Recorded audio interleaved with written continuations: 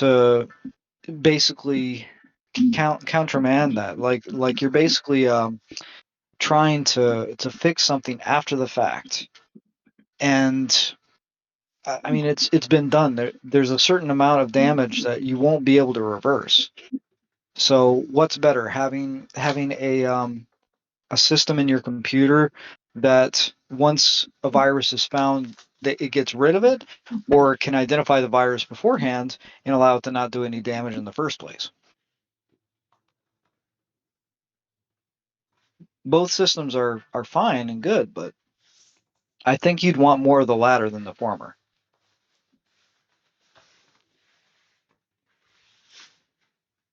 Somebody else join?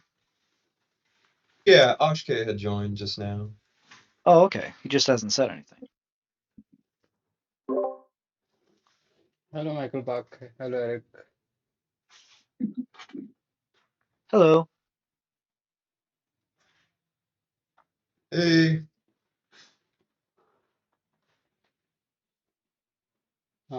So yeah, it sounded very interesting, like predicting and simulating the virus in advance.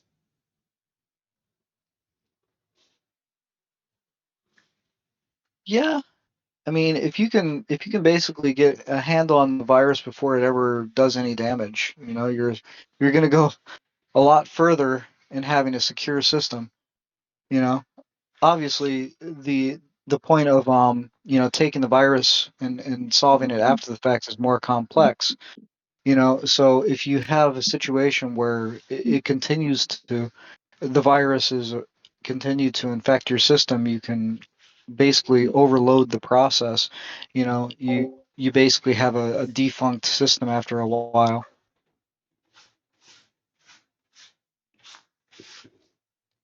Yeah, it takes more overhead. It takes a lot more resources in order to fix things, and then at some point in time you'll overwhelm the system because it's too much resources to fix the virus, or viruses plural. Because maybe one virus essentially, kind of like COVID, right? It weakened the immune system to the point where other things, other maladies that are already in the body could take over, like pneumonia or something of the nature. And then that essentially overwhelms the system to the point where you die. If you have a way that's reliable, obviously, to identify malicious code, malicious intent, and take care of it proactively, obviously that works better.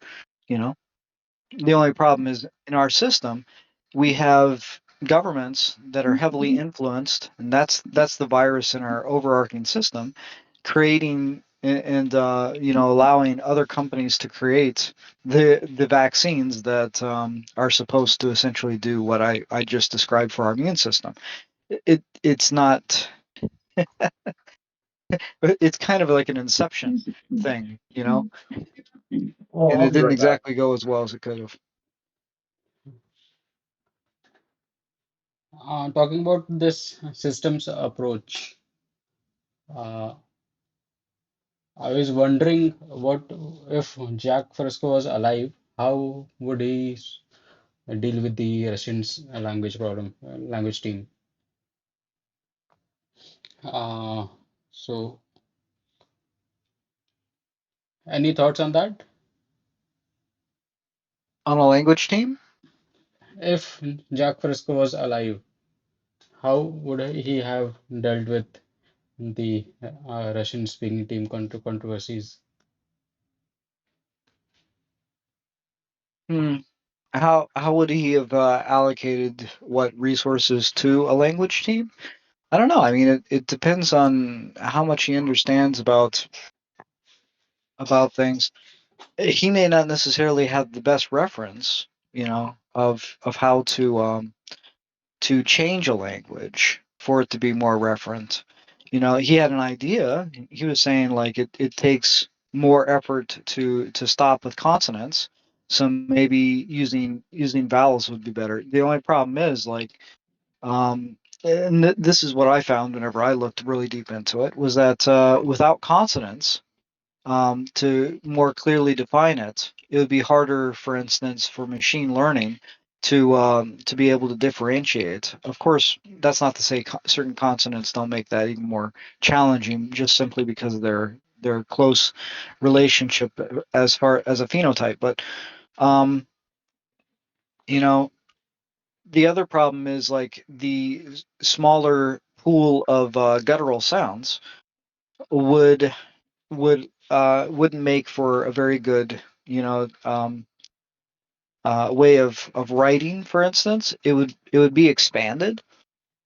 Like you would have to have a lot more characters used in order to convey the same meaning, because you'd have to, with having a lot more words, with the words that we need in order to describe a condition. you know like there are maybe 50,000 words in a particular language. And if, for instance, you have something that's comprised of like 18 different, and that may not be that bad, right? Because as far as guttural sounds go, and like the mix between A and E and things like that, maybe 18 is enough. I don't know. Like that gives you enough there. But if you expand it to have consonants, and then you have the ability to go ahead and create something that's closer to 38 different phenotypes. And if you can do that, then you immediately increase the amount of compression you can have for each word, and so you can compose an idea into a word that's a lot smaller.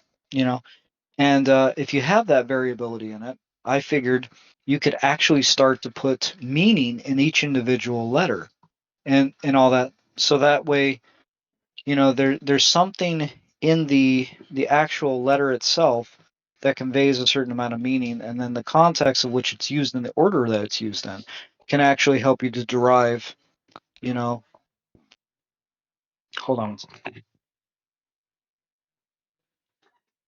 It'll help you to get to a point where, contextually speaking, you can ascertain what somebody's talking about simply by the the orientation of letters that they use in order to describe something. So you could have different dialects, but the very fabric of the language would act almost like a Rosetta Stone to be able to help to extrapolate meaning from what somebody's saying. You know what I'm saying? Uh, so if you would have to categorize different branches of RBE, so like what would be their category as a direction?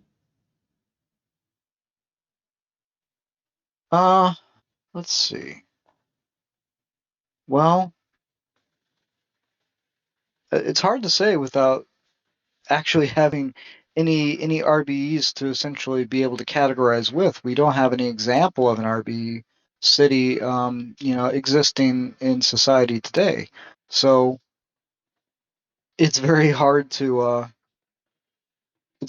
categorize them. Then it really takes a lot of imagination, just like whenever you're talking about different kind of societies. I don't know if you're familiar with it, but Uh, there's m- various different categories that people have. like Sorry. and Jack Fresco has already defined the category and the goal, the vision. Okay. That is the RBE. So All right, well then I defer with whatever he said on it, because I don't think I've thought about it nearly as much as he has to yeah, be able to come up with a certain category of different RBEs. So, do you have that information? Do you want to share it? uh, uh, I think yeah, of course.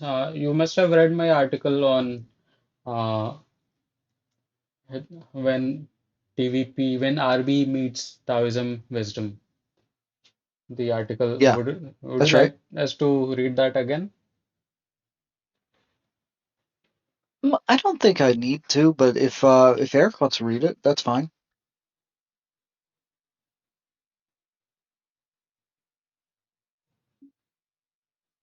Yeah, sure.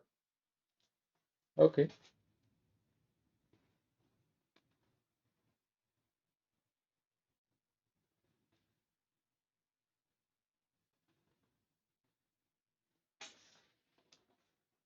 Are you talking about like different flavors of RBE based on a particular society and how they're oriented? Is that what you're trying to get? Because if that's the case, then there might be a whole spectrum of different RBE type of styles. Yeah, yeah.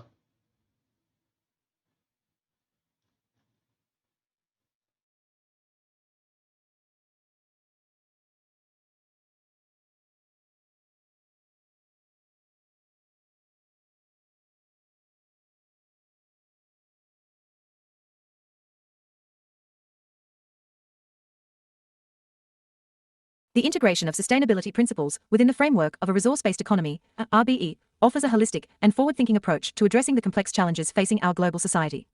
A resource-based economy, inspired by the tenets of efficiency, adaptability, and balance, aligns itself seamlessly with the core principles of sustainability. Sustainability within an RBE is not merely an environmental consideration, but a comprehensive worldview that encompasses economic, social, and ecological dimensions. It entails a profound understanding of the interconnectedness of all aspects of life, echoing the ancient wisdom found in Taoist philosophy and other holistic traditions.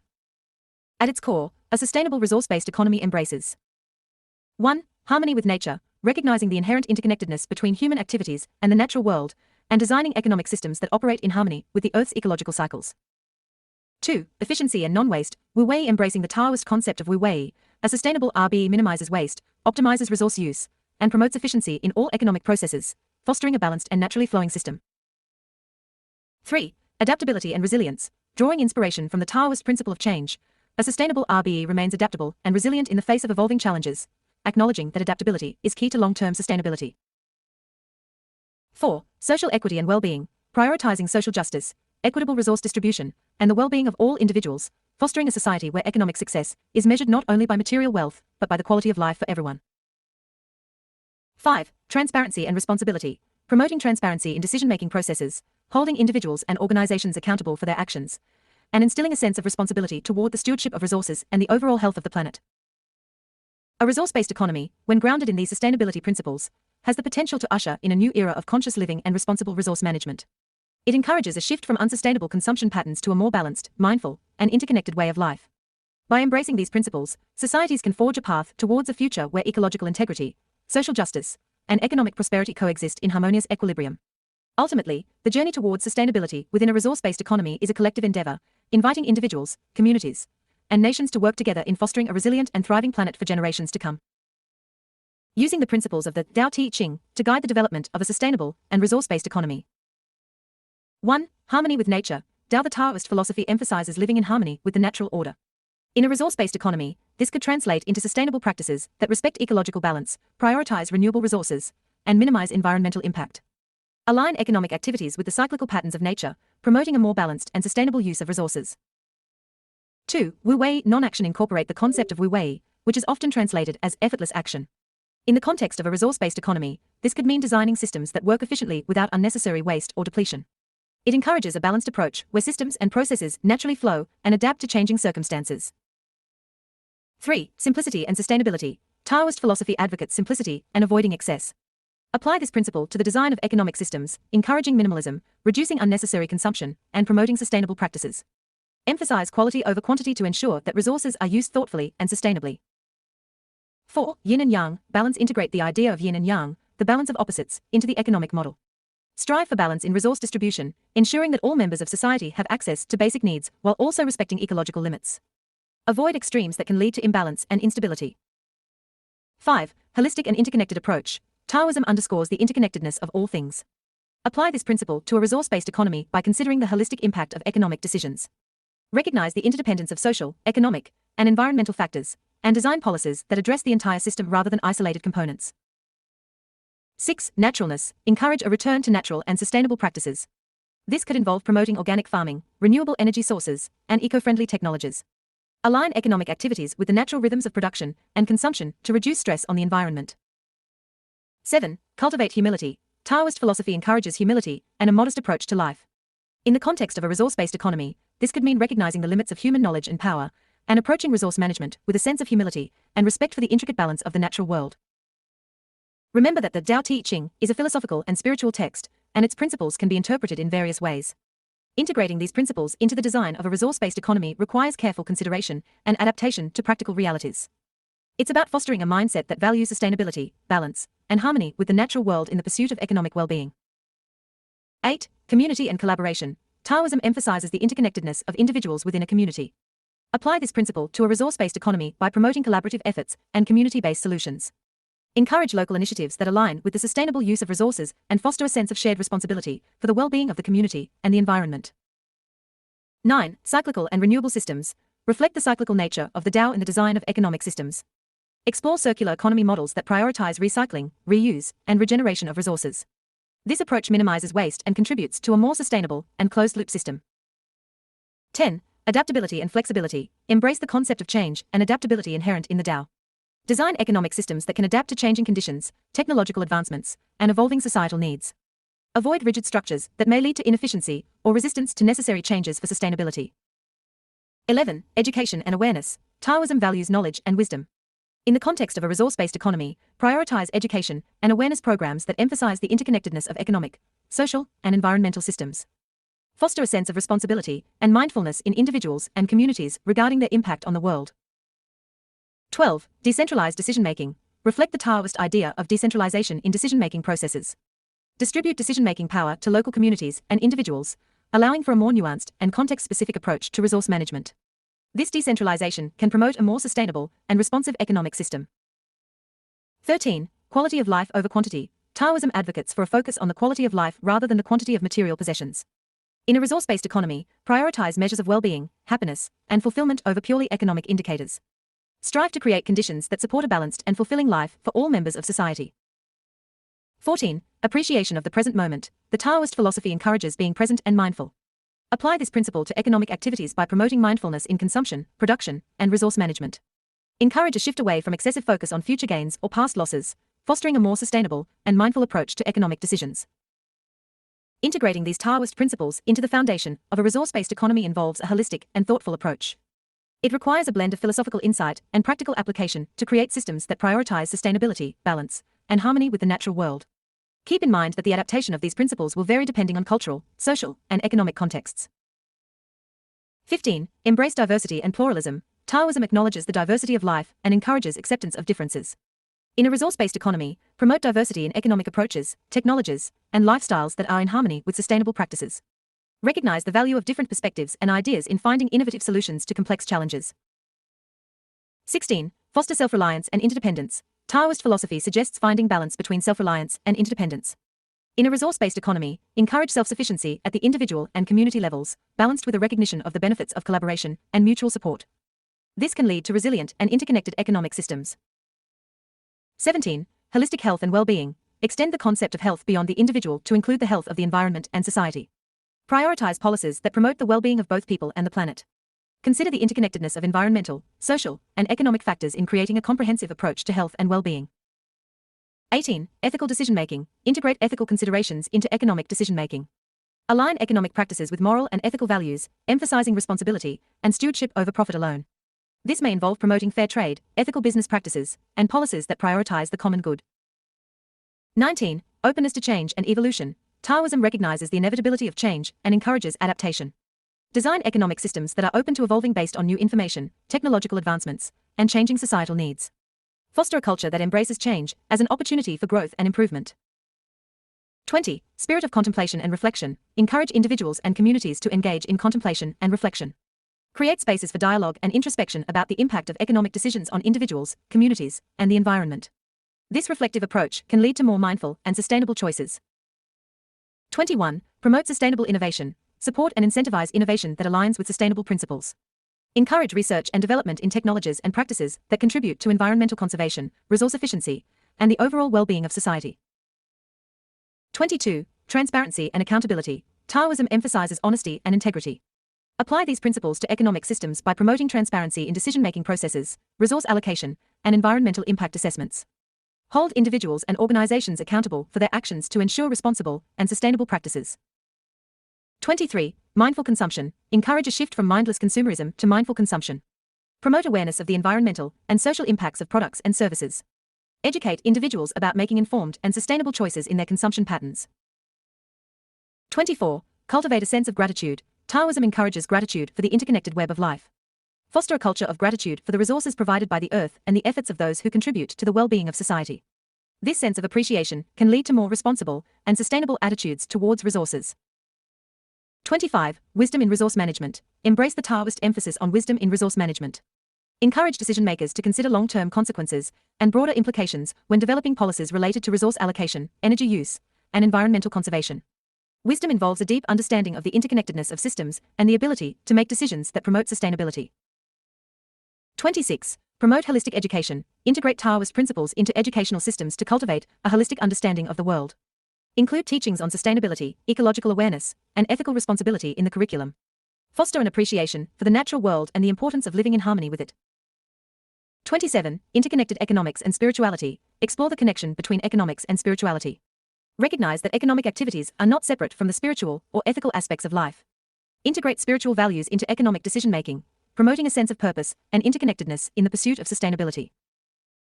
28. Localized economies. Consider the Taoist principle of decentralization by promoting localized economies. Encourage the development of community-based economic systems that prioritize self-sufficiency and reduce dependence on global supply chains. This can enhance resilience, foster a sense of community, and minimize the ecological footprint associated with long-distance trade. 29. Holistic healthcare systems. Apply Taoist principles to the design of healthcare systems by emphasizing holistic and preventive approaches. Promote wellness, stress reduction, and a balance between traditional and modern medical practices. Consider the environmental impact of healthcare practices and explore sustainable alternatives. 30. Integration of technology and nature. Align technological advancements with the natural order. Strive for technological innovation that mimics or complements natural processes, minimizing negative environmental impacts. Explore biomimicry and eco-friendly technologies that contribute to the overall balance and sustainability of the ecosystem. 31. Cultivate compassion and empathy. Emphasize the cultivation of compassion and empathy in economic practices. Encourage a sense of responsibility toward the well-being of others and the planet. Foster economic policies that prioritize social justice, equity, and the alleviation of poverty, aligning with the compassionate values found in Taoist philosophy. 32. Sustainable urban planning. Apply Taoist principles to urban planning by creating sustainable, harmonious living environments. Design cities that integrate green spaces, prioritize public transportation, and minimize environmental impact. Foster a sense of community and connection with nature within urban spaces. 33. Mindful business practices. Infuse business practices with mindfulness and ethical considerations. Encourage companies to adopt sustainable and socially responsible practices. Promote transparency in supply chains, fair labor practices, and environmentally conscious production methods.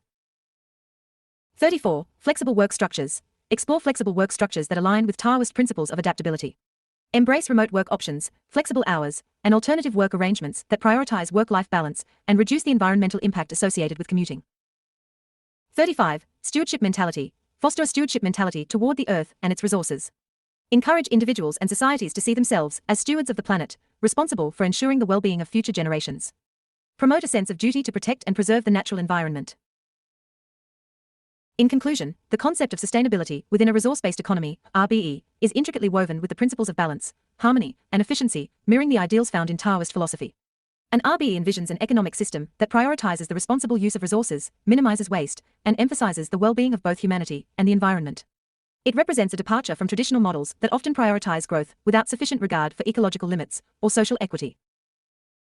At the heart of an RBE is the recognition that resources are finite, and their use must be guided by scientific principles to ensure long-term viability. The supreme power in such a system lies not in arbitrary authority, but in the collective wisdom of the scientific community. Scientists play a pivotal role in guiding decision-making processes, offering evidence-based insights, and contributing to the development of sustainable technologies and practices. The scientific community possesses the expertise to analyze complex systems, assess the environmental impact of human activities, and propose innovative solutions. In an RBE, their influence extends beyond traditional disciplinary boundaries, encompassing ecological, social, and economic considerations. This interdisciplinary approach allows for a holistic understanding of the intricate web of relationships that characterize our interconnected world. Moreover, the scientific community operates on principles of transparency, peer review, and the pursuit of knowledge for the betterment of society. This ethos aligns seamlessly with the ideals of an RBE, emphasizing open access to information, accountability in decision-making, and a commitment to continuous improvement. By placing the supreme power in the hands of the scientific community within the context of an RBE, there is an inherent acknowledgement that sustainability is not a static goal, but an ongoing process of adaptation and refinement.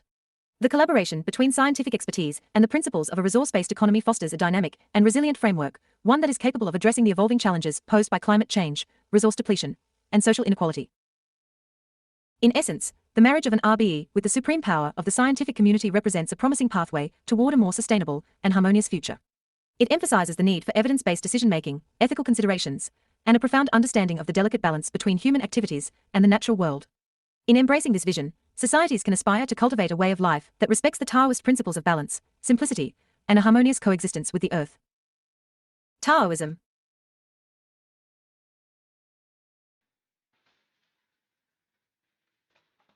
As far as I understand, our only HR representative that communicates between the boards is Dooku. Okay. So what is the role of HR representative? Well, I was I want to watch it. It's 36 minutes. And let's see if I can like playback speed and I can see if there's a because it's So yeah, Michael Park, can you hear me? Are you there? I can definitely hear you. What's up? So yeah, what's your opinion on the article that we read right now? Well, I mean, a lot of it was pretty sensible as far as points, and making a connection with Taoism.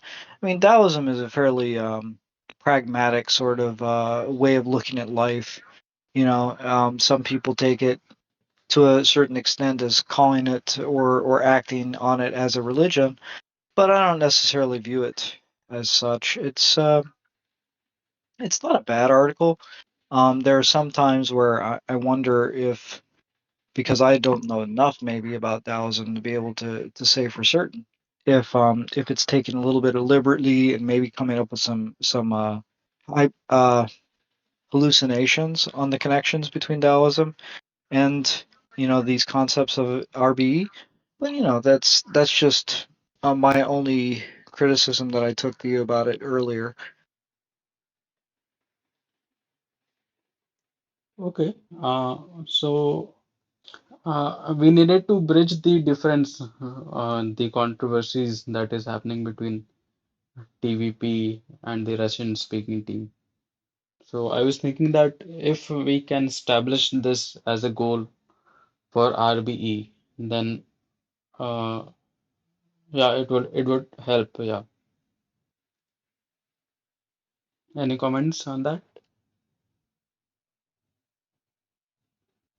Well, there's a lot of talk about what it would look like, as a Taoism uh, connected with RBE.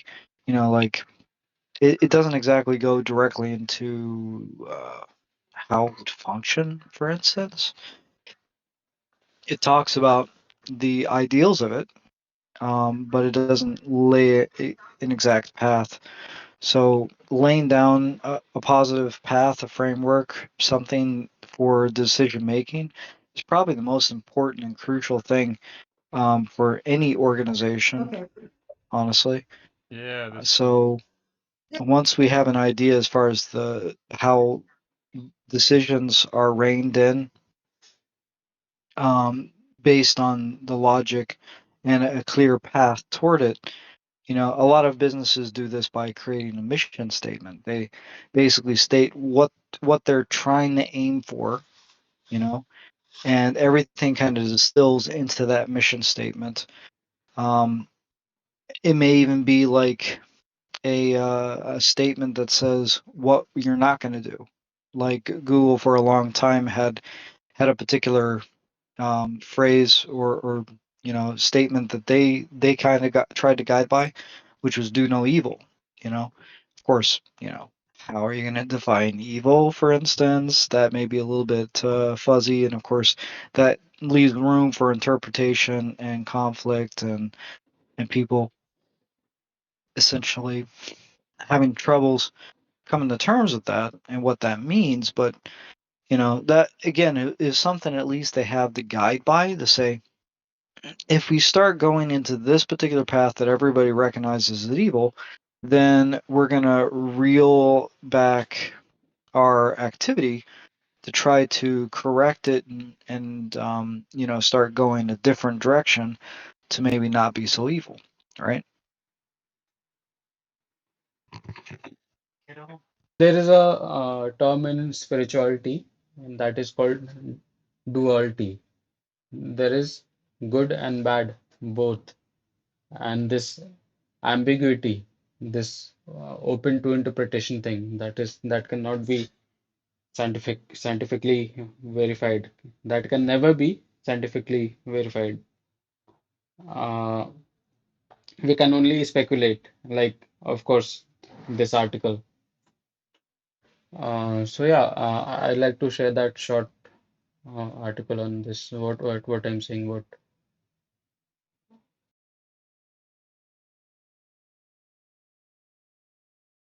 In her BBC Reith lectures on trust, Honora O'Neill offers a short, but biting, criticism of transparency. People think that trust and transparency go together, but in reality, says O'Neill, they are deeply opposed. Transparency forces people to conceal their actual reasons for action and invent different ones for public consumption. Transparency forces deception. I work out the details of her argument and worsen her conclusion. I focus on public transparency, that is, transparency to the public over expert domains. I offer two versions of the criticism. First, the epistemic intrusion argument. The drive to transparency forces experts to explain their reasoning to non-experts. But expert reasons are, by their nature, often inaccessible to non-experts. So the demand for transparency can pressure experts to act only in those ways for which they can offer public justification. Second, the intimate reasons argument. In many cases of practical deliberation, the relevant reasons are intimate to a community and not easily explicable to those who lack a particular shared background. The demand for transparency, then, pressures community members to abandon the special understanding and sensitivity that arises from their particular experiences. Transparency, it turns out, is a form of surveillance. By forcing reasoning into the explicit and public sphere, transparency roots out corruption, but it also inhibits the full application of expert skill, sensitivity, and subtle shared understandings. The difficulty here arises from the basic fact that human knowledge vastly outstrips any individual's capacities. We all depend on experts, which makes us vulnerable to their biases and corruption. But if we try to wholly secure our trust, if we leash groups of experts to pursuing only the goals and taking only the actions that can be justified to the non-expert public, then we will undermine their expertise. We need both trust and transparency, but they are in essential tension. This is a deep practical dilemma. It admits of no neat resolution, but only painful compromise.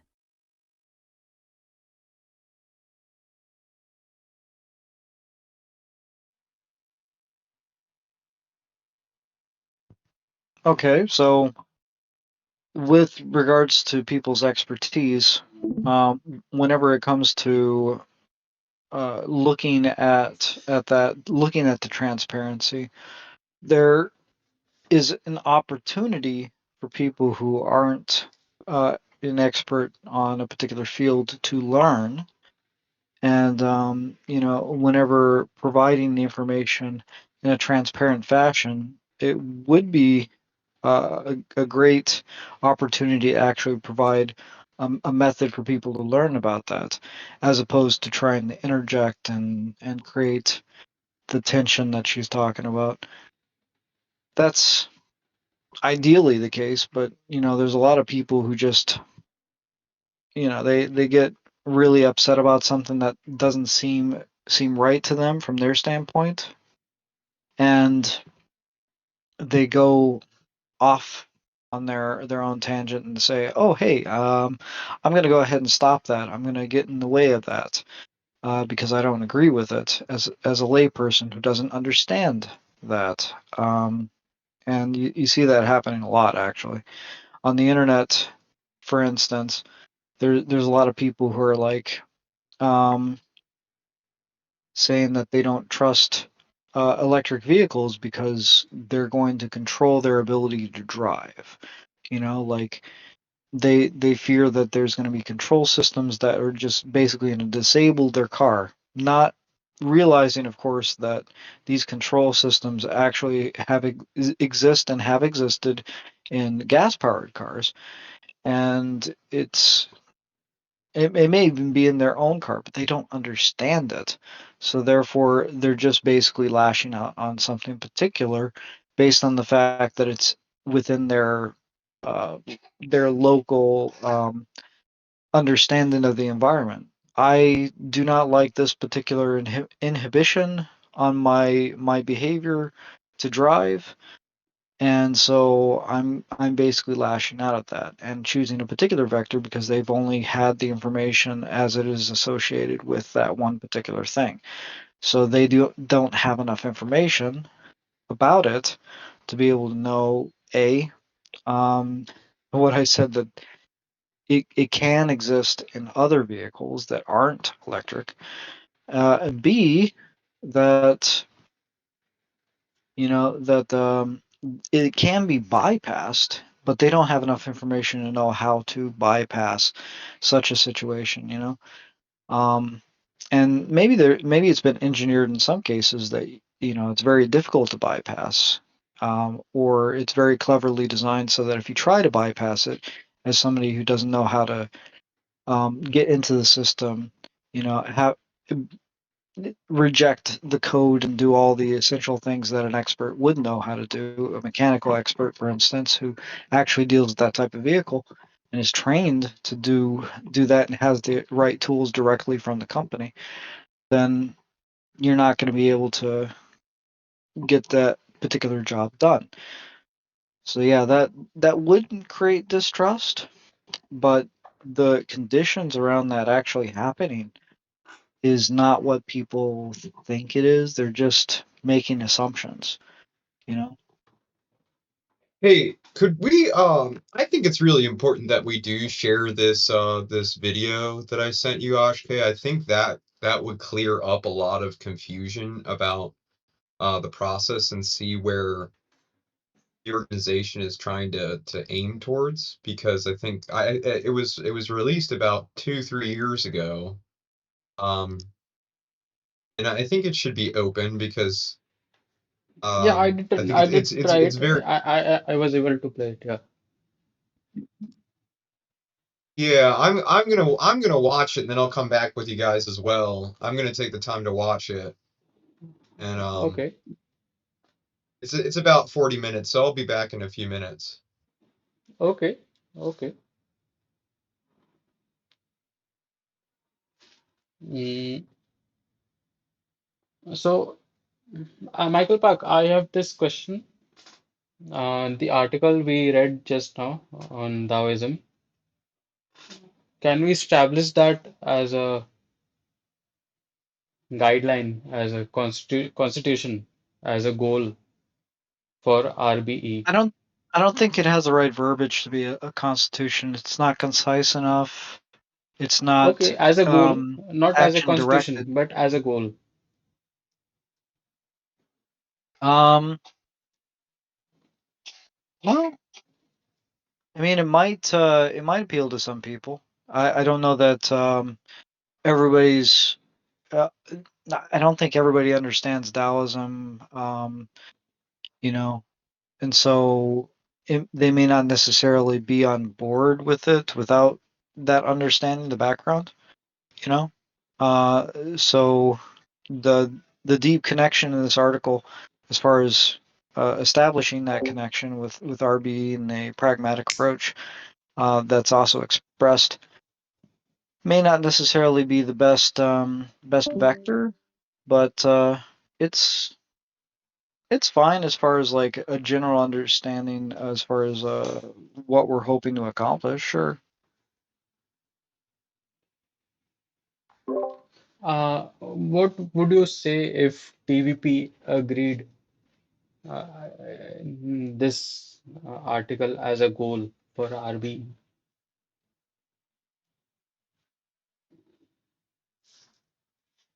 Um, it creates like an idea. The article creates an idea in your mind, um, as far as what an RB might look like, you know, and how it's similar to Taoism in these certain pragmatic approaches. It's a vision. It's not the most complete one that I've ever heard, but it's at least something that's somewhat workable. I just don't see that this particular article is entirely fit the purpose for establishing a clear enough vision as far as where we want to go. It's got a lot of good points. Don't get me wrong, but I don't think it's enough. So I was thinking I'm gonna propose to the Russian team. Can they come to these terms in this uh, n- goal laid in the article? So yeah, let's see how that goes. If they agree, then or if they want to amend something or anything, they can do that, and we'll present that to TVP. Well, that sounds fine. You can definitely discuss it with them. You know, and this is kind of like a side point. Um, Whenever it comes to what we want and what we don't want, for instance, which is kind of what it seems like some people on one side or another are coming to a head in. Um, uh, I don't know if this is entirely relevant, but I know whenever I was um, looking, out for somebody I'd want to spend my life with, right? There was a site that I went on, and it essentially helped to outline the things that you want, what you don't want, what you can't stand, and and what you must have. You know, so it might be worthwhile to go ahead and try to figure out exactly what's the threshold for the people who are having problems, um, and the people who are essentially creating a new direction for TVP. What they absolutely can't tolerate, as far as like where we're going, where's the break point, and the same thing goes for the Russian team, to know exactly where the middle exists, just so that we can go ahead and establish that and try to work it out from there, you know.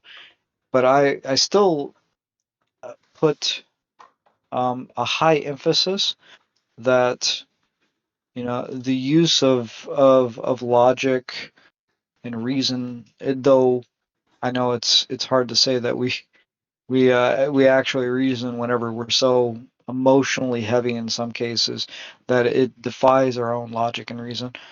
But I think that if you put the emphasis on that and you have processes that essentially force that into the foreground, then we might be able to go ahead and find some kind of resolution that one side or the other can compromise to make sure that we're still maintaining the integrity of the project and its direction and what its original vision, sorry, not village, vision was trying to accomplish.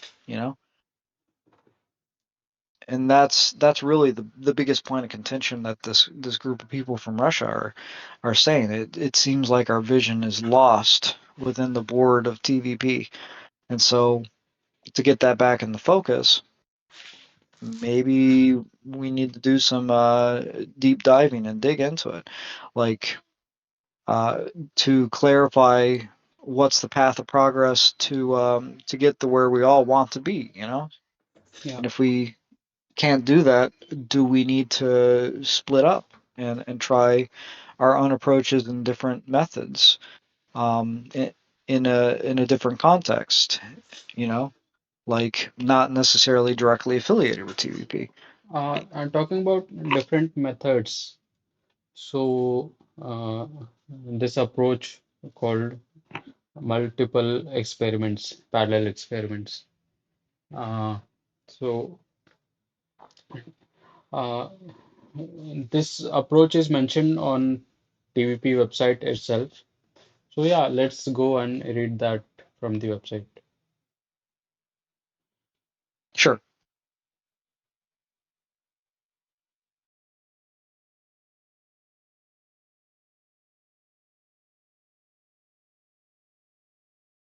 Venus evolution. The Venus Project acknowledges the evolving ambiguity and complexity of contingencies with which humanity is faced and forced to gamble. For this reason, the Venus Project sees reason to diversify investments, leveraging both design and evolutionary mechanisms to avoid path dependence and maximize the number of plausible socio-technical and cultural transition strategies. The evolution of the Venus Project will depend on its convergence with the following primary fields and ideas: circular economy, steady-state economy, permaculture, regenerative agriculture, degrowth, Game B. To undertake this evolution, the Venus Project will partner with a variety of entities to bring into fruition the initial stepping stones of a long-term vision. The task of Venus evolution is to confront and overcome the challenges of practical transition. How do we get from here to there? All designs of Venus evolution share in common the following traits: plan all-inclusive, holistic and systems-oriented, at a given scale. Plan for the long term to withstand and adapt to change. Balance the population with surrounding natural systems. Restore and enhance natural biosystems. Functional design directed by sustainability criteria. High concept visionary thinking. Radical innovation with the available resources. Fit to purpose for a new culture. Extensive operationalization and pragmatic programming. Contextualized to a specific location. According to the Venus Project's design methodology, projects belonging to these design responses can operate in parallel or be integrated into a layered design of greater complexity. The types of responses most expected within the scope of Venus evolution are featured below. Responses. Responses will emerge as gradations on a spectrum or continuum. However, all responses share a continued reliance on innovation to improve the quality of life, both human and ecosystems, within the prevailing constraints, and with service to the long-term future. Designs fitted only to BAU or BAU2 are excluded from the scope of Venus evolution. At present, 3 primary responses emerge from the known contingencies. Open image in new tab. Designs for global stability.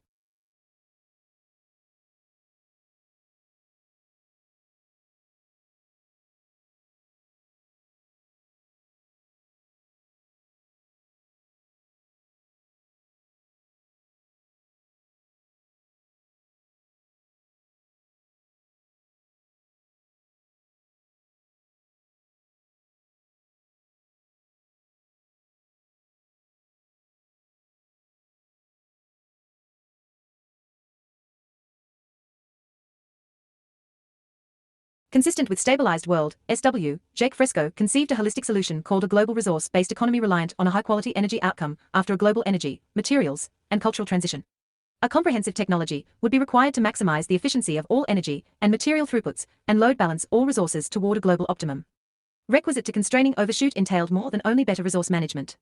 It also entailed an urgent change in human values and culture across the planet concerning private property, money, nationalism, materialism, and consumerism, laws and policy. Fresco's design solutions were predicated on the ideal outcome of a globally integrated stabilized world coinciding with Earth's carrying capacity. The long-term objective of these designs would be to maximize humanity's potential to indefinitely achieve ever greater emergence into new frontiers of mind and matter. Projects serving global stability will resemble or take inspiration from Fresco's holistic design for the global population.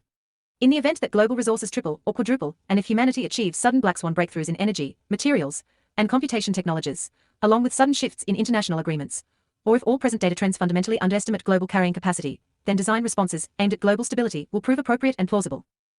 Designs for regional stability. If the preconditions of global stability do not prevail, the stabilization may be achieved at a smaller scale. Simon Michaud's regional resource-balanced economy, reliant on a mixed-quality energy outcome, represents a pragmatic response suitable for immediate transition. Projects serving stabilized regions will assume some degree of global energy contraction and eventual simplification of supply chains. These projects will shrink supply chains to metabolically viable networks, rate and span limited by the energy extractable from the area, to render the regional network self-sufficient, independent of remaining global supply chains, and likely geographically isolated. Populations will concentrate around the main attractors of fertile soil, freshwater, energy-dense resources, high-quality mineral resources, geopolitical sovereignty, and efficient landscape whereupon they will establish habitats. The methods and manners of the population will vary by region, and the constitution of their technology and habitats will depend on available materials. The long-term objective of these designs would be to preserve the population's capacity to elevate their quality of life and technological sophistication over time. Responses of this sort remain conscientious of the plight of overshoot and the potential of PNR, which motivates priorities to endure global declines while simultaneously investing in radically exotic technology that stands a chance to alter the regional, and potentially global, trajectory in the long term, within the window of opportunity. There is some potential that designs of this sort could all eventually evolve to resemble the outcome of global stability in the distant future. Designs for limited local stability. As a counterintuitive final response, designs of this sort accept as fact that the world has reached a point of no return, PNR. On this basis, design responses plan for low energy outcomes and limited resource availability in hyperlocalized resource-bound economies. Designs for human habitats will assume no continuation of advanced technology and will plan to increase resilience amid late-stage consequences of overshoot. While potentially using currently available energy and technological resources to construct a perennial habitat, subsequent methods of ongoing adaptation will rely on energy sources of relatively low quality and simple materials. The defining characteristic of these designs will be their simplicity and continuity with surrounding ecosystems. These designs maintain the long-term objective of seamlessly harmonizing with nature, continuously innovating with the available means, and evolving the population's values and culture to greater sophistication despite simplicity at the material and metabolic levels. These characteristics make designs of this type especially resilient in scenarios of global catastrophic risk. Do you want to experience the Venus Project live?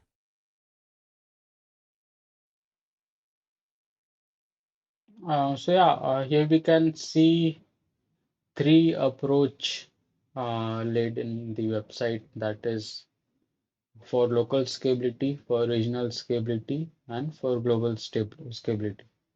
So it is concluding that global scalability approach model is the best way to go forward. Maximize humanity's potential to, to achieve ever greater emergence into new frontier of mind and matter indefinitely. Michael Park. So the article we read on Taoism. So can you conclude that the article is a higher level abstraction of these three type of scenarios, that is global stability, regional stability, and limited local stability? Without being so directly tailored to that, yeah, maybe, sort of.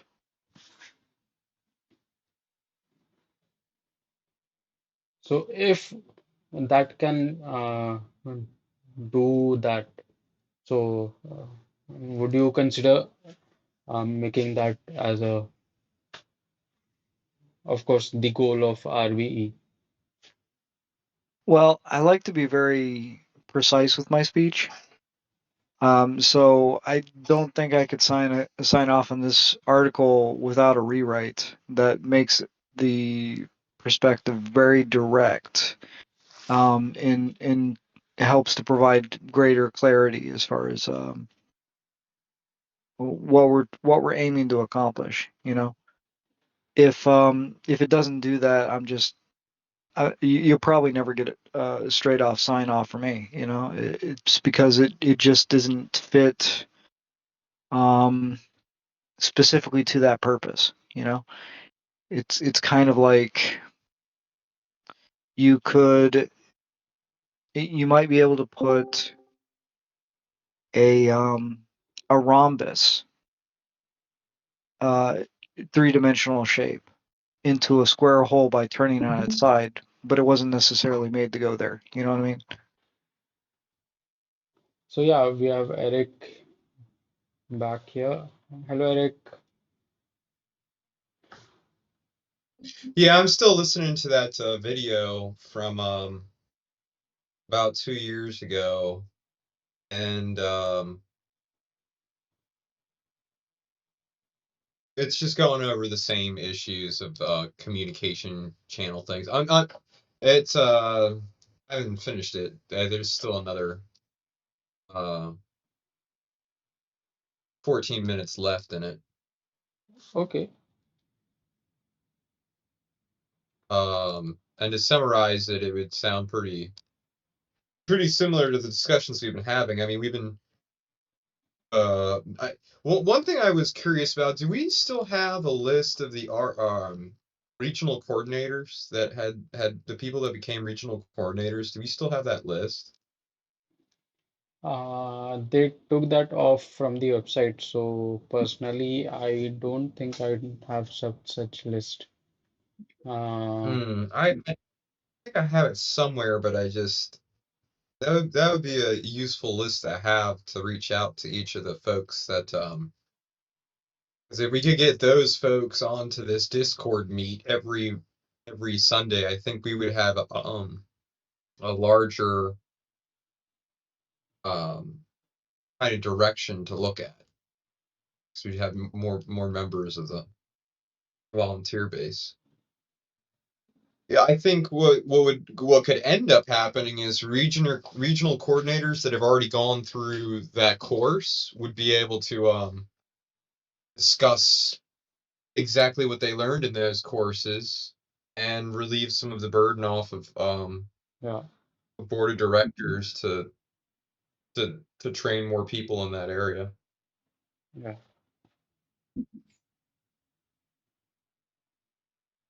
And Kurt, I think one of the ideas of that article that you shared earlier, Ashke, wasn't it to see like it was like an example of applying RBE to different anthropological philosophies. Like I'm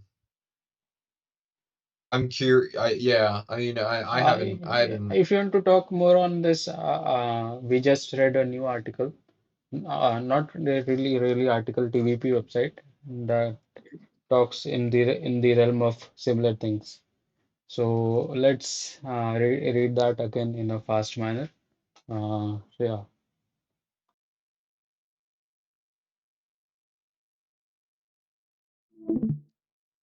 So yeah, Eric, in this article, there was three scenario: global, regional, and local. So it kind of advocated that this solution must be global in nature, means it can be globally replicated or whatever it could mean, whatever. Mm, so yeah, any opinion on that? No, not quite. No. Okay. So we have paradigm shift here. Hello there.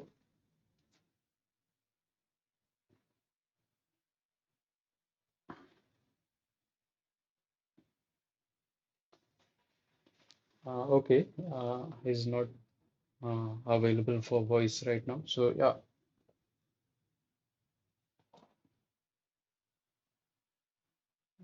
So what I was concluding with the what was said on the website is that my article on Taoism is a high level abstraction of local, regional, and global approach. So if we can get the Russian speaking team to agree on that as a goal for RBE, so yeah, that will bridge the difference because then we'll have a common goal. Any other topic you guys would like to talk about? I'm actually drawing a blank right now. That's the reason why I haven't said anything. I mean, there's probably lots of things that I could talk about, but I'd rather leave the floor open for Paradigm Shift to go ahead and bring something up, just to hear more diversity of thought at the moment. Ashke, Kurt had mentioned you in the chat. Yeah, close to it. So I'm not sure what I know the Russian speaking team is demanding for the website website to be restored.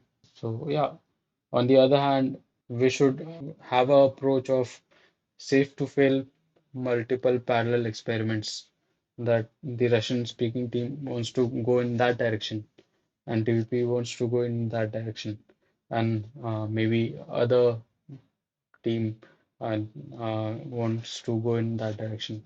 So this high level abstraction of the article that was given in the Taoist wisdom, so that can help us generalize the end goal. I don't necessarily think that pulling an article off the shelf of something that you've already created is really the best approach to trying to bridge the gap here at the moment. There Uh, there needs to be a little bit more of a pointed um, rewrite, something that really addresses uh, things a little more straightforward to give at least the feeling and convey the sense that their arguments are being heard, you know, because that's important for people.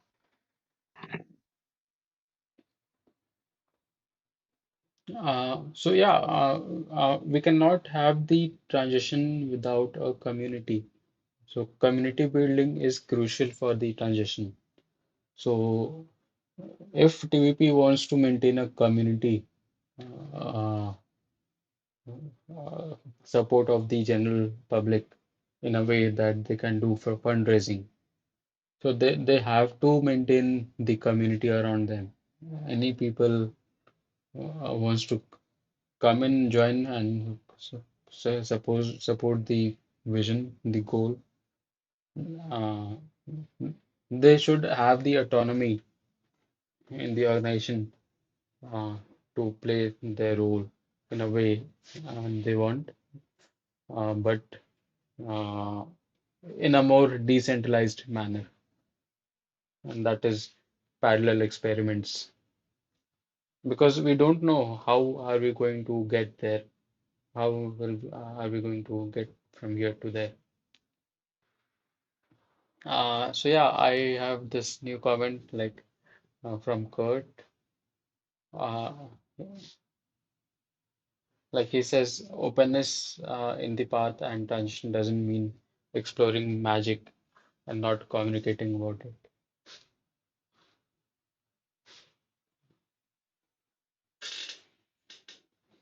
So here it comes the issue of transparency. Yeah, of course, and that is how the conflict started. And I have been saying it for a long time that we need a community, we need a decentralized autonomous organization framework uh, to do community building around RBE. So that is why we started this Discord server. So yeah, and I have been proposing to the Venus project to make uh, some Discord server as official where people can come in and have a complete involvement and transparency in an open manner with the general public. Yeah, that is a big bottleneck. So yeah, I agree. So Ashke, if this Discord or the idea of using a Discord to set it up as a replacement for the Trello board, would we have in the sidebar option basically all the things that they have in the Trello, like the legal consultation team and the human relations team and the hub communications and the transcriptions team. Like, would we have the same kind of like trying to have Yeah, that same kind of past the and simplest way to do that is we maintain a common doc like Google Doc or Google spreadsheet in a way where everyone can edit that, and it also has version history. So it allows multiple people to edit that or selected people. Mm, so we'll have to do that kind of integration, and we can do higher level integration with, of course, with some expertise and on how to do that. is there any way to determine how many volunteers are active? Like, I understand that was a mission goal of the HR a while back, trying to create monthly meetings at least. And I mean, here in the Discord, we've been meeting every Sunday, so I'd hope that we're not the most active volunteer basis. And I'm under the impression that the board of directors are just putting everything on stall until they actually come up with a game plan that they want to move forward with the best. And it's just very trickle. It's like there's a really big buffer lag on it. And then and I think that was the thing, is that you're going to have the biggest buffer lag on uh, institutional conclusions, and you're going to have the quickest load time on uh, uh, volunteer activist branch kind of idea, that the zeitgeist idea.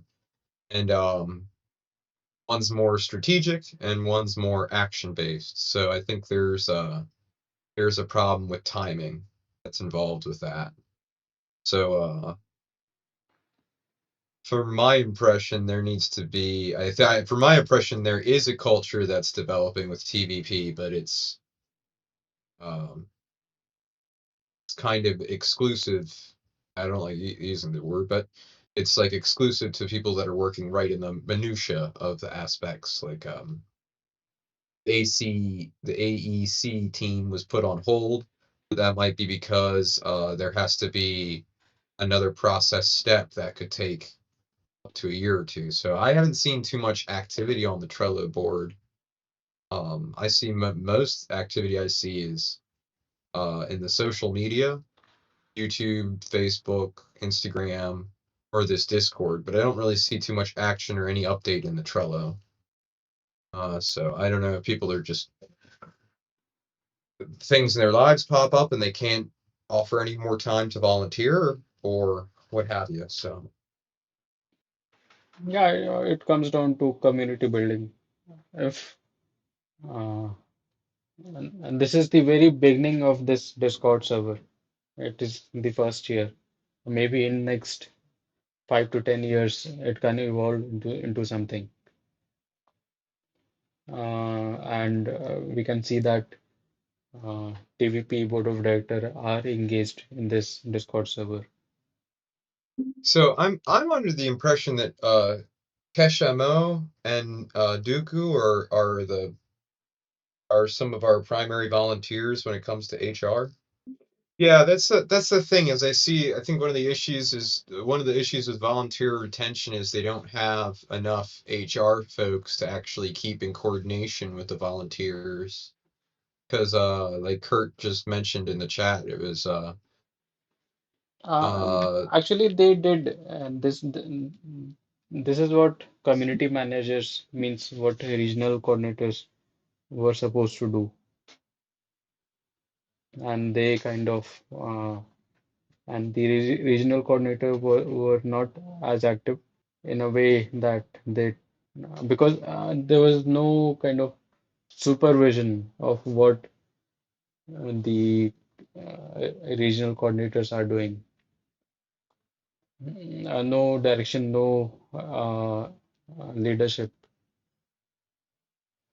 So yeah, and that is one of the reason why uh, and the RC orientation program can be called as a failure for TVP. Not for me personally, it was massively useful for me.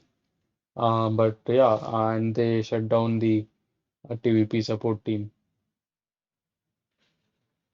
Well, that's the aspect there. I think is like I guess one of the big directions. I think that what everything is flowing to is I think a lot of the attention is put to the integrated aquaponics system, right? That seems to be the foray entrance, like the idea that let's say each regional coordinator that signed up and went through the process, they then started getting into the aquaponics classes and would meet regularly there and then see if they could develop a system in their local neck of the woods, be it from Indonesia to um, France to Mexico to wherever someone's located.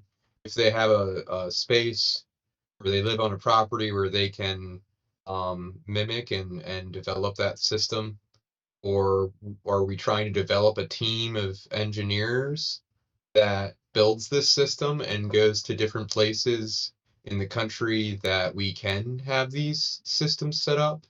Or are we eventually going to put this uh, integrated aquaponics system at the Venus Project Center in Florida, and then have that as a stepping stone? Um, because I mean, I imagine definitely an aquaponics system there would be able to feed. For what I understand, only 8 people can live there at that property of all that acreage. So it would have to be that's another aspect is that they'd actually have to have a property that they could develop that system and see how many people it could feed. But I think that's basically what's going on in India, right? In your neck of the woods. So yeah, any other topic you guys would like to talk about? Michael Park, you were saying that the book as a basic human need, rather than referencing to the Taoism article, we can use that. So can you name that again? What was that uh, philosophy or whatever? Oh, are you talking about the expansion of the Maslow's hierarchy Yeah, of yeah, needs with the Blackfoot tribe? yeah, I imagine that's probably what you're asking, yeah. based on how you phrased the question. Okay. So yeah, I would like to read that article, the piece you are referencing to, and yeah, maybe we can establish that as a guideline for RBE. And I mean, from what Kurt said, like having like the site in Florida is a huge deal, but nothing expanded on it in decades, it appears. And I agree with you on that. I mean, I felt that was like something I was like, well, I mean, they were talking about creating some kind of exhibit of such a system. I mean, and they were also like, oh, well, we don't want to spend the resources here. We want to spread the idea out. And I think it's if they spent the resources at their facility and made it into their little sustainable net zero carbon enclave, I mean, then you could scale it out and maybe you could make an example of that, like a little node of that in any like area in the world that, you know, if you create some kind of design of that. Um, but I mean, really, I feel like it's a, I mean, that was one of the things is like, I think a lot of people thought that the Venus Project already had completed, you know, phase 3 to the point, or you know, I shared it in the message on the chat. Phase 1 and phase 2, we urge the following individuals to step forward and join us on this remarkable endeavor. I mean, it says right there in plain English, hey, you know, we need people that are interested in this, that can complete the following activities. So, you know, uh, that's a lot. It's a lot of different aspects. It's a lot of mouths to feed. That's a lot of people to get involved in. So, So yeah, maybe, yeah. let's read that article, the web page. Let me open that web page from the TVP website. Center for Resource Management. The Venus project has begun development of its next phase, the Center for Resource Management. This facility will showcase the Venus project's vision and will act as a stepping stone towards the development of our proposed network of cities. A living lab for global solutions. The Center for Resource Management, in collaboration with partners from around the world, will test and advance solutions for an entirely new social system, along with approaches to restoring the Earth's collapsing ecosystems. Sustainable housing, food, energy, and more. As an integrated total system, the Center for Resource Management will showcase a systems approach to sustainability across the entire social complex. A social blueprint for future cities. The Center for Resource Management will create an evolving social blueprint upon which highly efficient future cities can be built. The Center for Resource Management demonstrates a holistic approach to social betterment, helping to initiate the next stage of social evolution in order to solve humanity's global challenges. Take a visual walkthrough. Meet the team. The drawings and specifications for the Center for Resource Management are being developed by a globally distributed multidisciplinary volunteer technical team.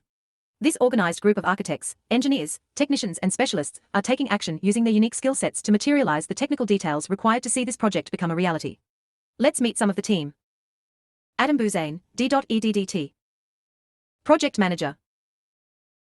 Adam has 16 years of architectural master plan. The sections below provide more detail about the functioning of the Center for Resource Management and our overall plan. 1. The vision. 1. The vision. The Venus project envisions a world where all people on the planet have their needs met, and the Earth's ecosystems are protected and restored. In this vision, human activity is in symbiosis with nature, and all people live peacefully in a world with no borders. To achieve this ambitious vision, the Venus project is initiating a small-scale project, the Center for Resource Management, with an exponential increase in global impact through replicating and scaling it, as described in the next sections. The Venus project seeks to create a global resource-based economy, which is an emergent society, as opposed to the established societies of today. The chart below lists some key differences between our goals and the practices common in most parts of the world today. Resource-based economy. Established societies. Opt-in: each person chooses whether they want to live and participate in this society, and can leave at any point in time. Imposed. Continuous feedback from all members of society about how well their needs are met. People's needs are often overlooked or disregarded. Continuous protection and preservation of the planet's ecosystems, and knowledge about their state. Care for the environment is usually in reverse relationship to business profitability. Practices and regulations might be changed only after huge crises and devastation has been caused. Iterative planning. Big, hard to change, top-down enforced plans. All aspects of society undergo continuous change: governance, economics, education, technology, and more. Change in some elements of society, e.g. technology, but stagnation in the foundations, governance, economics, education, and others. Responsive to change. Change is difficult or resisted by the established groups. Focused on creating abundance for all. Focused on maintaining scarcity. Win-win relationships within society: if one person or group wins, everybody wins. Win-lose relationships within society: for one person or group to win, another one has to lose. Through the intelligent and humane use of the best of science and technology, the Venus project's emergent society, which we call a global resource-based economy, can easily provide a high quality of life for all people. This comes in combination with an updated value system that enables people and nations to bridge their differences and work collaboratively towards a common social direction. This new society recognizes the Earth as common heritage of all people, provides free access to all products and services, uses scientific principles, testing and research to arrive at decisions, with social betterment and environmental preservation as the priority, utilizes interdisciplinary teams of experts to look after each area of society. They, too, will eventually delegate their work to more efficient automated systems. 2. The organization. N. The Venus Project is an international and globally distributed organization.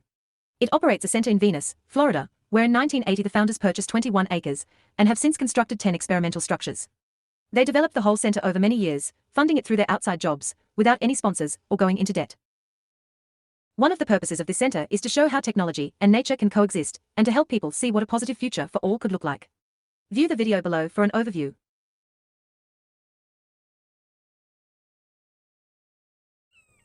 We came here in the early 80s, and this land was a flat tomato field. There was no water.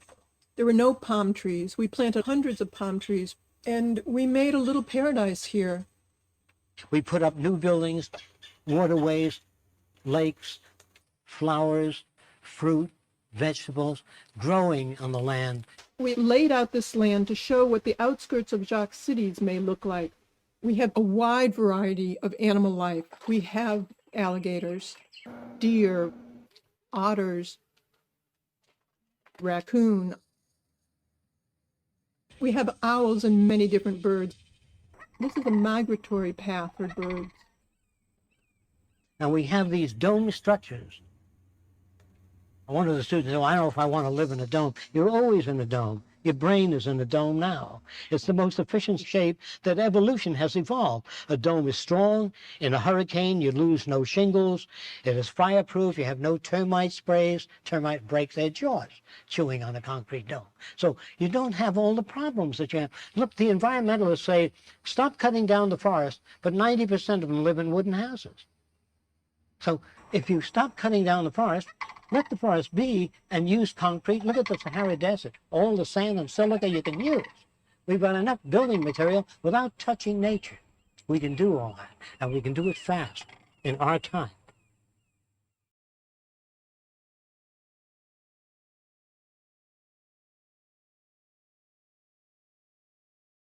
The Venus Project has gained worldwide popularity and support. Media coverage has been extensive and in many languages, in newspapers, TV shows, websites, magazines, documentaries, books, blogs, and more throughout the world. Today, the organization is distributed throughout the world, with its members working collaboratively within a number of teams. Academia team, architectural, engineering, and construction team, communications team, data-driven decisions team, digital technologies team, editorial team, fundraising team, graphics team, human resources team, land acquisition team, marketing team, organizational structure and project management team, public speaking team, social media team, socio-cyberneering education project, transcription team, virtual reality team, video team, vision team, website team. Some of the Venus Project's progress to date. A 21-acre center comprised of 10 buildings has been completed in Venus, Florida by the organization's founders. Its estimated cost is $1,250,000. This was paid for entirely by the founders, Jake Fresco and Roxanne Meadows, through outside jobs. Over 400 scale models, 5,500 design sketches, video lectures, books, and CGI produced. $200,000 plus funding was raised from public donations to write a script for a major film production to present this social direction to the general public. This is an ongoing project. In 2012, the documentary Paradise, or Oblivion, was created and translated into 37 languages.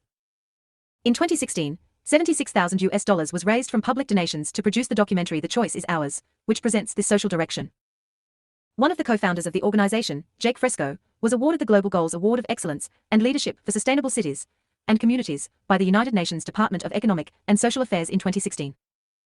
The Venus Project was operating as a private corporation for decades. In May 2018, it became a public 501(c)(3) not-for-profit organization. 3. Center for Resource Management. 4. Enter for Resource Management. 3.1 Overview. The Venus Project has begun development of its next phase, the Center for Resource Management. This facility will act as a stepping stone towards the development of our proposed network of cities. Primary goals. Create an evolving and scalable social blueprint which future cities can be built upon and further develop. This will be done in collaboration with worldwide partners and with input from many diverse parties. Present the Venus Project's vision through immersing visitors in a physical environment that implements many of these concepts on a smaller scale. Help construct a first city that implements and further develops these principles and social blueprint. Help find effective strategies for reversing climate change and restoring the Earth's collapsing ecosystems. The Center for Resource Management will utilize the Venus Project's holistic systems approach to social betterment. This approach looks at the entire social system as one whole. This is in contrast to today's typical approaches of companies and governments who focus on isolated elements of the social system, which we could call an elementalistic approach. The following table outlines some main differences between the two approaches. The Venus Project, holistic systems approach.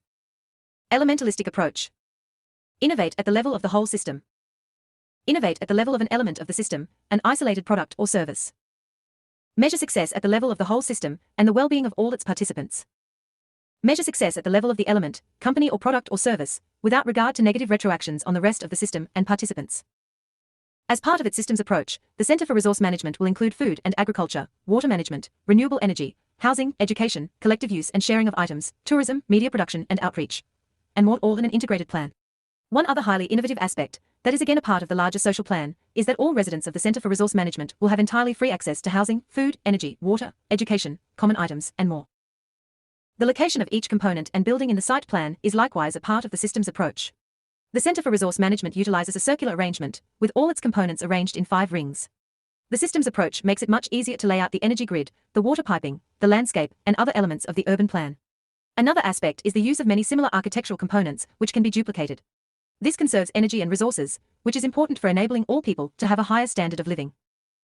The 5 rings and 8 slices allow for efficiency, replicability, and modularity. This is, however, not a cookie-cutter approach. The images below show the Venus Project's current center in Venus, Florida, where 10 experimental buildings are totally immersed within the natural environment. Treating the entire complex as a single system also allows us to reuse many of the materials and resources, such as food waste for composting and recycling of the wastewater. The following diagram outlines the use and flow of energy and materials metabolic plan within the complex. Center for Resource Management, Flow of Energy and Materials. A scalable and replicable social blueprint. The Center for Resource Management will test and advance the social blueprint the Venus Project has been developing for decades. By social blueprint we mean the collection of all the design principles, architectural and infrastructure blueprints, procedures and processes, educational courses, reference information and data, business model, and more. This social blueprint will continuously evolve through the work and feedback of the Center for Resource Management's residents, outside participants, as well as through input from visiting researchers who examine how well the entire complex is working. A set of metrics can be used to assess how well the social blueprint is performing in each of the following areas. Universal access to clean air. Universal access to clean water. Physical well-being of all members of society, including access to effective healthcare. Universal access to nutritious and healthy food. Ecological sustainability. Universal access to the best available education. Universal access to comfortable clothing. Safety, little or no violence and crime. Personal satisfaction. Universal access to comfortable housing. Universal access to effective transportation. The population's engagement and participation in efforts towards the well-being of all people. The social blueprint will allow for subsequent cities to replicate and scale up the functioning of the Center for Resource Management, while at the same time tailoring it to their local circumstances and needs, as well as contributing to improving it. Ultimately, this social blueprint will lead to the Venus Project's long-term aims and goals described under our Phase 4. Show less. 3.2. Tourism. The Center for Resource Management will welcome visitors from around the world. The complex will be located near a major tourist area and an international airport. The main purpose is to provide visitors with a lived experience of a different way of organizing society, and to show them a vision of a world where everyone enjoys a high quality of life and people symbiotically coexist with one another and the rest of nature. The Center for Resource Management's visitor experience will be a further development of the tours, which the Venus Project's current center in Venus, Florida holds regularly.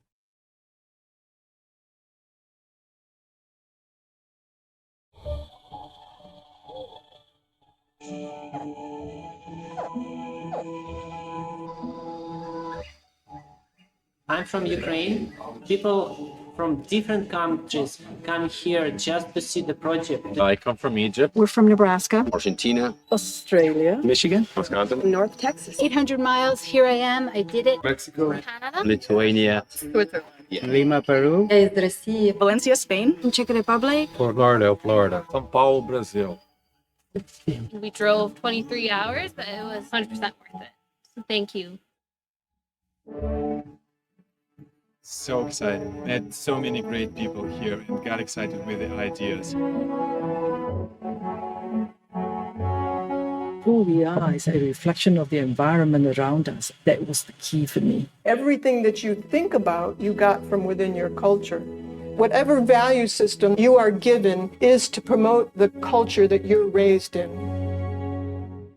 I'm an industrial designer. We love design. We love everything about the Venus Project. It's our 7th visit to the Venus Project. Each one's been better and better. We got more knowledge, more information. Even though Jock is not here with us, Roxanne lectured, showed us around. It was a good experience. Roxanne was excellent and patient with everybody's questions. I'm blown away with how well Roxanne has carried the torch. The resource-based economy is certainly, if the species is going to survive, we're going to have to go to that. I don't think there's any question on that one, at least not in my mind. We don't have the money to even house people all over the earth, but we have enough resources. That's why we advocate for a resource-based economy, not a money-based society. And you know, the stuff you learn here, the books and the documentaries help, but actually coming here to see the building, the architecture, everything is one of the greatest experiences of my life. And that's the sole reason we came out here. Everything that I was hoping for in reality exceeded my expectation. This is something I talk about with everybody. I preach the word of the Venus Project to everybody I bump into. Highly recommend it to anyone. It'll change your life. I want a little spot right over there. The number of man hours that's been put into all the different models and drawings, it's overwhelming. I'm an architect and urban planning engineer. I've been following Jack's work for years. I'd say about 14 years, so I'm very familiar with the concept of the Venus Project. A problem-solving mentality, where collaboration and extensionality is the root. You have to see by your eyes. A life-size concept of what it could really look like. Designing this way and using resources wisely means everybody has a high standard of living. Coming out here to Venus would be something any budding environmentalist or social advocate would benefit from. It's like nowhere else you've ever been if you're interested in progress overall for everyone. The lifestyle we could have is unlike anything that we know of today. People say, well, how can we eliminate the problems that we've had? We've always had problems of war and poverty and anger. That's because we've always had scarcity. The system perpetuates scarcity. And the resource-based economy is to promote abundance as quickly as possible. And if we don't do that, we'll have problems. We could have a fantastic future.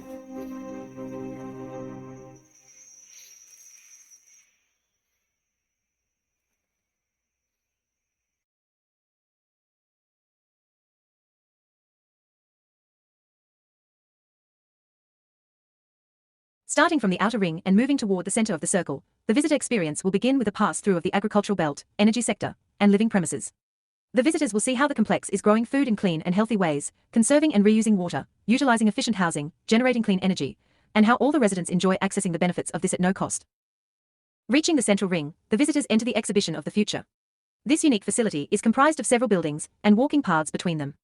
It shows, through many types of interactive exhibits, scale models, and virtual reality, what can be achieved when we direct our resources and efforts toward worldwide social betterment and sustainability. Tourism will be one of the main revenue generators, enabling the Center for Resource Management's residents to purchase from outside all materials, products and services that are not produced and provided internally at the time. Show less. 3.3 Food and Agriculture. The purpose of the Food and Agriculture Program is to provide a healthy and nutritious diet for all residents and visitors of the Center for Resource Management, all year round. This is to be accomplished in clean, symbiotic ways, and using only the most environmentally sound practices. The Center for Resource Management includes an agricultural belt for producing as much of its own food as possible. The agricultural belt will utilize the polydome concept as developed by Accept Integrated Sustainability. The polydome creates an ecosystem of many different types of plants and animals and utilizes the symbiotic relationships between them. This is in an enclosed environment, removing the need to use pesticides or other toxic chemicals. Polydome Greenhouse. Source: Polydome Book. Polydome Greenhouse Interior, a polyculture symbiotic ecosystem. Source: Polydome Book. Food is provided in a restaurant where residents of the Center for Resource Management can dine at no cost.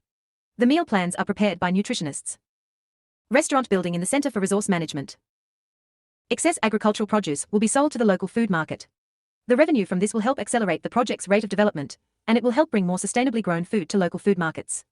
This model of exporting excess food can readily be used by subsequent cities, helping to change the world's food systems. Show less. 3.4 Water. The primary purpose is to provide clean, safe drinking water to all residents and visitors. This is accomplished through capturing and cleaning rainwater, conserving water, and recycling wastewater. Another main purpose of water is to provide places for recreation, relaxation, swimming, and social gathering. The Venus Project's current 21-acre center in Venus, Florida includes beautiful ponds and lakes. The Center for Resource Management will similarly have many beautiful ponds and lakes throughout its landscape. Lakes and ponds will be throughout the complex. The drinking water requirements and harvestable rainfall for the entire complex have been estimated as follows. Drinking water needed: 37,017 cubic meters a year.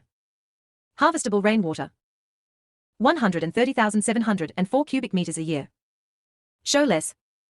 3.5 Energy. The goal of the energy program is to ensure sufficient energy for electrical, heating and cooling requirements is provided all year round through sustainable generation. Energy includes electrical and thermal heat energy. The anticipated peak electrical demand of all buildings and infrastructure in the Center for Resource Management is 18.4 MVA. Estimate includes a high safety margin. This will be supplied by the energy belt, which at this time is planned to consist of solar panels and batteries for storage. This setup will provide sufficient energy for the entire complex for most of the year. A smart microgrid will distribute the electricity throughout the complex. Connection with the main electrical grid will provide a backup and supplementary electrical supply, as well as a way to export excess electricity generated from the energy belt back into the main electrical grid. A geo-exchange district energy system will provide heating and cooling for the buildings. Show less. 3.6 Sharing of products and services. Today, the practice of checking out books from a public library, reading and then returning them is well established. The Center for Resource Management's social blueprint utilizes a similar concept and extends it further to include not only books, but a variety of common items. These will be available in the Access Center or in other access locations. The Access Center is one of the dome buildings in the amenities belt. Products such as bikes, tools and cameras will be available for use from their respective access locations and will be shared between all residents. For single-use items, residents will be able to obtain a range of those from the Access Center at no cost. The need for single-use items will however be minimized through intelligent planning of the overall system. Shared products will be maintained and kept in top condition by the expert teams who are responsible for that particular area of the social system. These teams will also track the demand for the various products and services to ensure they are available without waiting lines. Show less. 3.7 Media production and outreach. One of the major goals of the Center for Resource Management is to help usher in a global collaboration towards the restoration of the Earth's ecosystems and a transition to a society where everybody is housed, clothed, fed, and has their needs met. One way of spreading and initiating this vision will be through media production and promotion throughout the globe. A dedicated media center building will serve to help the creation of many different forms of media, TV shows, interviews, short clips, documentaries, comic strips, books, cartoons, songs, and more. The media center will be located in one of the domes in the amenities belt. Show less. 3.8 Medical care, recreation, and more. A medical care facility capable of handling acute operations will be available for residents and visitors. This facility will also be used for regular medical checkups for residents. Healthcare professionals participate in the design and operation of the whole Center for Resource Management complex to help make it an environment that promotes a healthy lifestyle and well-being. Various sports facilities will be provided, a swimming pool, tennis courts, a fitness center, and more. The whole environment is more akin to a garden or a forest than a city. It is full of walking paths, bike paths, lakes, and more. There will be no trees in Arau, but rather a natural environment similar to our existing center in Venus, Florida. Natural environment within our center in Venus, Florida. Other elements of the Center for Resource Management's social blueprint not described in the previous sections include education, transportation, architectural modeling, art and music, and more. Show less. 4. Starting step, 1/8 of the Center for Resource Management. The Center for Resource Management's circular shape can be divided into 8 equal sections. To reduce the required upfront costs and operational complexity, we plan to build the whole complex in stages, starting with 1/8 of the circle. Because of the system's approach to laying out the site plan, each element is included even when at 1/8 of the scale: agriculture, energy, living premises, amenities, tourism. In the ideal scenario, once the 1/8 section is in operation, the revenue it generates will be sufficient to build and develop the other 7 sections. 5. Scaling up for global impact. Considering the current state of the planet, we would like a scaling strategy to be able to accomplish the following. Achieve global impact in a short period of time. Help reverse urgent environmental crises. Employ gradual transition rather than abrupt change. Ensure spread throughout the world. Go to a larger scale only when the smaller scale has fully matured, and allow for an effective transfer of experience. With the above goals as a starting point, inspiration for our scaling strategy was taken from nature and processes like splitting of beehives and division of cells. With each cell dividing, cells increase their numbers at an exponential rate while maintaining the proper functioning of each single cell. Beekeepers split their beehives to get 2 hives from 1. How our scaling strategy works: when the Center for Resource Management reaches the maximum population it was designed to support, half of its residents will transfer and initiate a first city, while the other half will stay and continue operating the Center for Resource Management. Both of these will then continue taking in people from the outside who choose to join, until they both reach maximum population capacity, upon which they will again split, now forming a total of 4. Each of the 4 will then repeat the same process. Employing such an exponential process means that after 15 divisions, there can be 16,000 cities. The cities will likely vary in size depending on local conditions and needs. As a thought experiment, we estimate that somewhere between 15,000 and 30,000 cities will be sufficient to house all people on the planet. The worldwide interest we've already had indicates that, by having tourism and open information about the cities, people will choose to visit and eventually live in them. It is very important to emphasize that all these cities will be connected with each other like cells are in a living organism, forming an interactive global network, where all available resources, valid information, and relevant education are made available abundantly. 6. Our progress to date and next steps.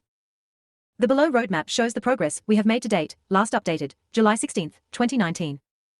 Plan and initiate the Center for Resource Management project. Done. Start the volunteer team of architects, engineers and technicians to develop the project. Done. Develop conceptual site plan. Done. Develop the buildings, infrastructure and operations. Show details. Agriculture and meal plans, 10%. Energy production, 10%. Water resource management, 15%. Landscaping, 10%. Electrical distribution network, 5%. IT or telecommunications network, 0%. Transportation, 10%. District energy, 0%. Business model, 15%. Exhibition of the future, 5%. Access center, 0%. Restaurant, 7%. Living premises, 10%. Populate the team with experts from disciplines that we are currently missing. Estimate land requirements for the whole complex and the cost of building 1/8 of it. Acquire land. Raise funds for the construction of 1/8. Physical construction. Your help is needed. Any comments?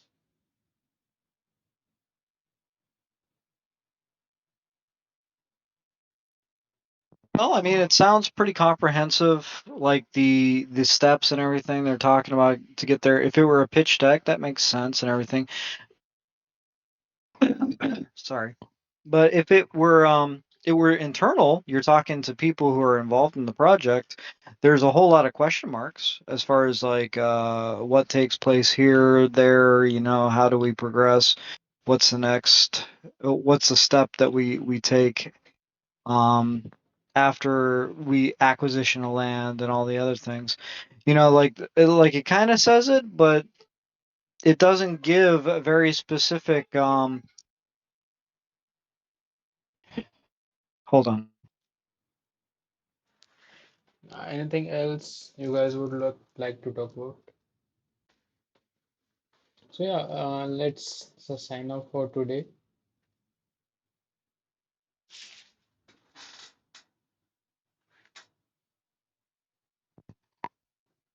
Alrighty, well, I'll catch you guys next Sunday. We'll maybe we should I was thinking of going through all the chat that we've had in both these meeting channels, the meeting room one and the stage meeting channel, and maybe try to like condense everything that we have talked about over the course of the last year and try to like focus on specific agendas within this little nodule, like the simulation game, different aspects of AI that could go into finding the information, the numbers we need. But I'll catch you guys next Sunday then, yeah. All right, I'll look forward to whatever you got to bring for us next week then. Okay, so yeah, let's sign off. Goodbye. All right, take care.